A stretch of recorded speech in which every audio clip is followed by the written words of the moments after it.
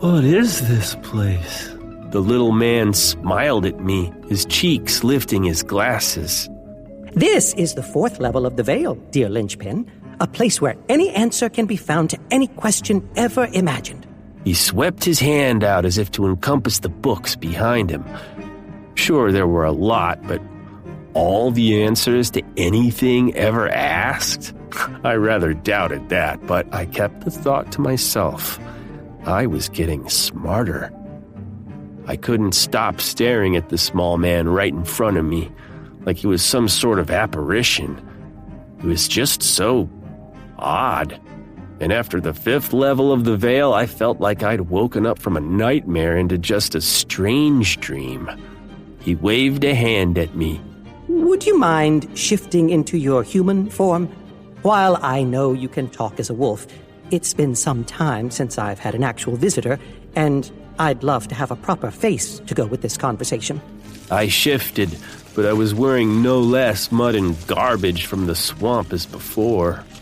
Even better, I dripped with it on what I realized was a marble floor polished to a high sheen. The little man's lips tightened as he stared at the mess I was making, and that was without me moving an inch. Lynchpin, do you have a common name you go by?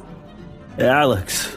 I wasn't sure what I was doing just standing there because I was in a hurry. I had to go now. I had to find my way out of here. And it was obvious this custodian was not going to try to stop me. I took a step, and the little man held up 4 arms, all waving. 4? How had I missed that? No. You can't go through the library like that. You must be clean first, before you handle any of the writings here. I looked down at him. Kind of on a time limit, and hadn't planned on handling anything but the way out. Yes, well, you should have thought of that before you played in the mud. He shook his head, and one of his 4 hands knocked a clump of mud off my shirt. Alex, please follow me. You can clean up in our wash hall. I took a step, a move as if I would go past him, just the slightest of shifts in my stance, and the little man was suddenly no longer little. To say he shifted would be to suggest he changed shape, when in reality all he did was grow upwards and outwards at a speed that my eyes couldn't follow.